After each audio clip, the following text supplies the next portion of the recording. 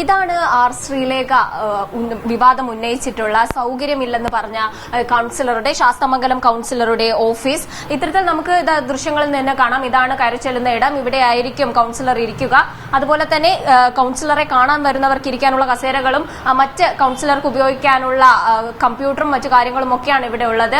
ഇതിന് വളരെ ചെറിയൊരു മുറിയാണ്. പക്ഷേ ഒരു കൌൺസിലർക്ക് ഭരണനിർവഹണം നടത്താനുള്ള എല്ലാ കാര്യങ്ങളും ഇവിടെ ഉണ്ട് എന്നത് നമുക്ക് ഈ ദൃശ്യങ്ങളിലൂടെ തന്നെ കാണാൻ കഴിയും. തൊട്ടിപ്പുറത്ത് തന്നെ നമുക്കൊരു ഇത്തരത്തിലൊരു ബാത്റൂം ടോയ്ലറ്റ് സൗകര്യം കൂടെ കാണാൻ കഴിയുന്നുണ്ട്. ഇത്തരത്തിൽ ഈ ഒരു രീതിയിലാണ് ഈ കൌൺസിലറുടെ ഓഫീസ് ശാസ്തമംഗലത്തെ MLA ഓഫീസിന് തൊട്ടിപ്പുറത്തായിട്ടുള്ള കൌൺസിലറുടെ ഓഫീസ് മുറി ഉള്ളത്.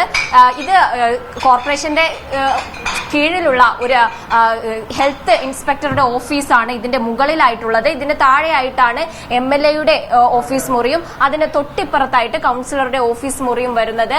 ഇപ്പോൾ നമുക്ക് ഈ MLA ഇപ്പോൾ ഇതിൽ ഏതെങ്കിലും തരത്തിൽ MLAയെ ഇവിടെ നിന്ന് MLAയോട് ഒഴിയാൻ ആവശ്യപ്പെടുകയാണെങ്കിൽ, BJP കൌൺസിൽ ആവശ്യപ്പെടുകയാണെങ്കിൽ നിയമപരമായിട്ട് മുന്നോട്ട് പോകുമെന്നാണ് MLA പറയുന്നത്. എന്നാൽ ഇതിൽ തനിക്കുള്ള അസൗകര്യം, ഓഫീസ് മുറിയിൽ തനിക്ക് വേണ്ട സൗകര്യമില്ലെന്ന് കൌൺസിലർ ശാസ്തമംഗലം കൌൺസിലറായിട്ടുള്ള ആർ ശ്രീലേഖ BJPയെയും അതുപോലെ തന്നെ ഭരണസമിതിയെയും ഒക്കെ അറിയിക്കുമെന്ന വിവരങ്ങളാണ് നമുക്ക് ലഭിച്ചിട്ടുള്ളത്. നിലവിൽ മേയറോട് ഈ അസൗകര്യത്തെ പറ്റി അവർ അറിയിച്ചിട്ടുണ്ട്. മേയർ ഇതൊക്കെ പരിശോധിക്കുമെന്ന ഒരു വിവരമാണ് അവസാനമായിട്ട് ലഭിക്കുന്നത്. ഇപ്പോൾ ഈ വിവാദം ഇങ്ങനെ തുടരുന്ന ഒരു സാഹചര്യമാണ്. സമയത്തിന് ശേഷം ആർ ശ്രീലേഖ തന്നെ മാധ്യമങ്ങളെ കാണുകയായിരിക്കും. ഈ വിവാദം ഇനി എങ്ങോട്ടേക്ക് എന്ന ചോദ്യമാണ് അവസാന ഘട്ടത്തിൽ നിലനിൽക്കുന്നത്. Camera person Kannan തിരുമലയ്ക്കൊപ്പം സനിസ Shobhachandran, media 1 Thiruvananthapuram.